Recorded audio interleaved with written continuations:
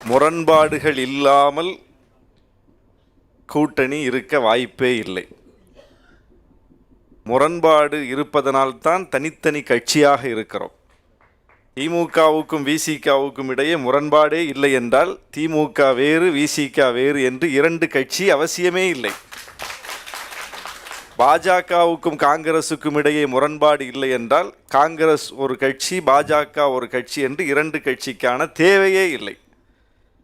இப்போ முரண்பாடுகள் இருப்பதனால்தான் தனித்தனி கட்சியாக இருக்கிறோம். அந்த முரண்பாடுகளுக்கு மத்தியில் உடன்படும் புள்ளி எவை என்று பார்த்து அந்த உடன்படும் புள்ளியில் இணைந்து நிற்கிறோம். அப்படி பார்க்கும்போது தமிழ்நாட்டில் இன்றைக்கு ஏற்படுத்தப்பட்டிருக்கிற கூட்டணியில் முரண்பாடுகள் குறைந்திருக்கிற கூட்டணி, திராவிட முன்னேற்றக் கழகம் தலைமையிலான கூட்டணி, முரண்பாடுகளின் மூட்டையாக இருக்கிற கூட்டணி அதிமுக பாஜக கூட்டணி.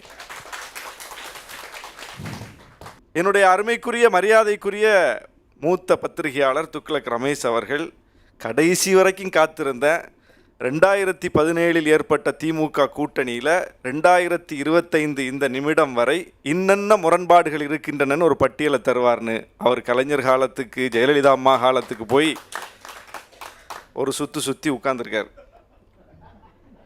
இப்போது இருக்கிற பிரச்சனை என்ன அப்படின்னு அவரால் சொல்ல முடியலை, சொல்ல முடியாது.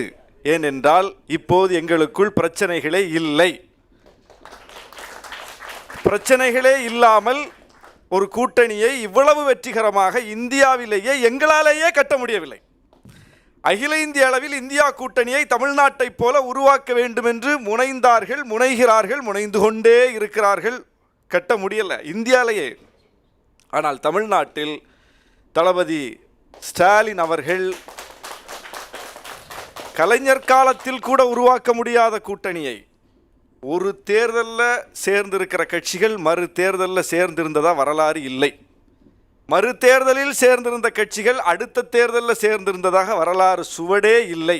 ஆனால் 2017 உருவான கூட்டணி 2019 தேர்தலை வெற்றிகரமாக நடத்தி வெற்றி பெற்று, 2021 தேர்தலையும் வெற்றிகரமாக எதிர்கொண்டு வெற்றி பெற்று, 2024 தேர்தலையும் வெற்றிகரமாக எதிர்கொண்டு வெற்றி பெற்று, இடையில் நடைபெற்ற உள்ளாட்சி தேர்தல்கள் இடைத்தேர்தல்களை எல்லாம் வெற்றி பெற்று வந்து இன்றைக்கு 2026 தேர்தலையும் மிக வெற்றிகரமாக எதிர்கொண்டு வெற்றி பெறக்கூடிய நிலையில் இருக்கிறோம்.